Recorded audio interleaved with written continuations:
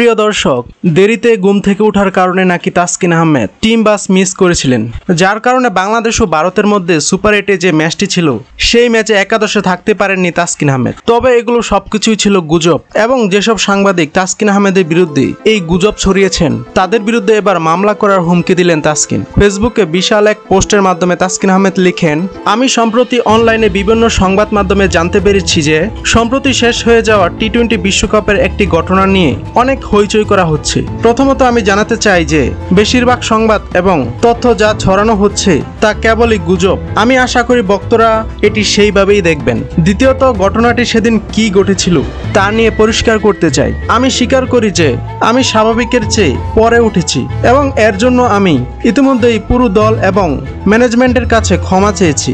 আমি সকাল 8:37-এ উঠেছিলাম এবং 8:43-এ লবিতে গিয়েছিলাম, এবং আমার রাইড প্রস্তুত হওয়ার সাথে সাথেই আমি সকাল 9টায় হোটেল ছেড়েছি এবং 9:40-এ স্টেডিয়ামে প্রবেশ করেছি। ম্যাচে টসের 20 মিনিট আগে সকাল 10টায় আমরা সকাল 10:15-এ জাতীয় সঙ্গীতে গিয়েছিলাম এবং ম্যাচটি সকাল 10:30-এ শুরু হয়েছিল।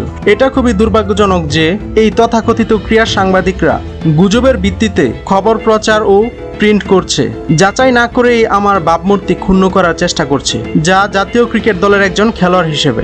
যারা আমাকে চেনেন তারা জানেন আমি আমার দেশকে কতটা ভালোবাসি এবং বাংলাদেশকে প্রতিনিধিত্ব করার জন্য কতটা নিবেদিত, উৎসাহী এবং গর্বিত। আমি জানি আমি সময় মতো টিমের বাসে না ওঠার একটি অনাকাঙ্ক্ষিত ভুল করেছি, কিন্তু আমি টসের আগেই স্টেডিয়ামে ছিলাম। আমার চূড়ান্ত দল নির্বাচিত না হওয়াটা টিম ম্যানেজমেন্টের সিদ্ধান্ত ছিল, যা সঠিক টিম কম্বিনেশন পাওয়ার সাথে সম্পর্কিত, এবং এটি আমার টিম বাসে না ওঠার ব্যর্থতার সাথে সম্পর্কিত ছিল না। তাই আমি আশা করি মিডিয়া এবং ক্রীড়া সাংবাদিকরা মিথ্যা গল্প লেখার আগে আরও সতর্কতা অবলম্বন করবেন এবং একটি বিষাক্ত পরিবেশ তৈরি করবেন না। এটি কেবল আমাদের খেলোয়াড়দের ক্ষতি করে না, বরং দেশের সামগ্রিক চিত্রকেই ক্ষুণ্ণ করে।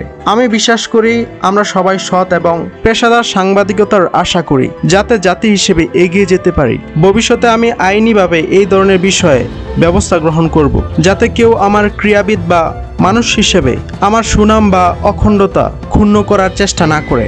সুপ্রিয় দর্শক, কি বুঝলেন? তাসকিন টিম বাস ধরতে পারেননি, এটা সত্য, বাট ম্যাচ শুরুর অনেক আগেই তিনি পৌঁছে গিয়েছিলেন। তাই তাসকিন যে একাদশে সুযোগ পাননি সেটা কেবলই টিম ম্যানেজমেন্টের উপরে নির্ভর করে। সংবাদ মাধ্যমে যে তথ্য প্রচার হচ্ছে যে দেরিতে ঘুম থেকে ওঠার কারণে তাসকিন একাদশে সুযোগ পাননি, এটা সত্য নয়। অর্থাৎ টিম ম্যানেজমেন্ট যদি চাইতো তাহলে সুপার 8-এ বাংলাদেশ ও ভারতের ম্যাচে তাসকিনকে একাদশে খেলাতেই পারত।